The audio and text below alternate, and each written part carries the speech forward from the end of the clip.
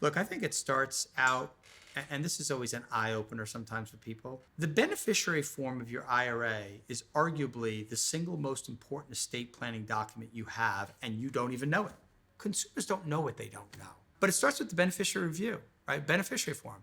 You must have a primary and a secondary beneficiary. So you've set yourself up and you've set your heirs up for some level of success if you just do that.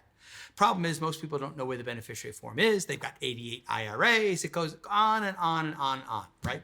One IRA per person, one beneficiary form, because it's the most important document you have, and you should keep copies around, so that you have them, right? Institutions merge, they go out of business, things happen. So a primary and a secondary, if you've got an IRA, I don't know, let's say $2 million in an IRA could be a 401k, right? Could be a cash balance plan, could be any account where you've never ever paid taxes on before.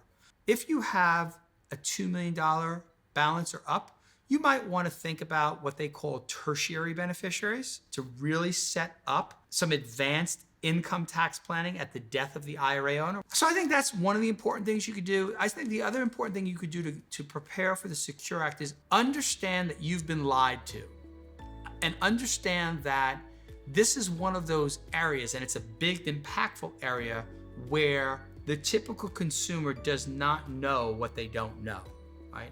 So they're under this belief that I'm gonna put money into my 401k and I'm gonna defer it, and I'm gonna take that tax deduction of 24% today, because tomorrow I'm gonna be in a 22% bracket. And it works. If you can put it away and take the deduction at 24 and then take it out at 22, you came out ahead, and you came out big time ahead if you look at it in percentage terms. But what winds up happening, probably as you get to, again, around that $1.5 million, $2 million number, somewhat dependent upon age, what we see is a lot of people who are putting it away at 24 and they're taking it out at 24. So it's kind of even, right?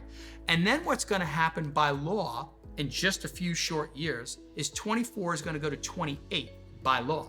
So now you put it away at 24, you're taking it out at 28. Now, most people look at that and they say, well, that's a 4% increase. I don't want to pull the money out of the IRA to just save 4% taxes. And that's true.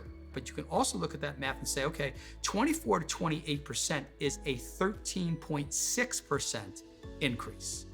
I choose to look at it at the higher number. Why? Because that's going to help motivate people to say, let me start to think about how to get the money out of the IRA at the lowest possible tax rate, because that's how you win. That's how you win the game that Congress, they knew what they set up decades ago, and they know how the rules work now. You need to know how the rules work.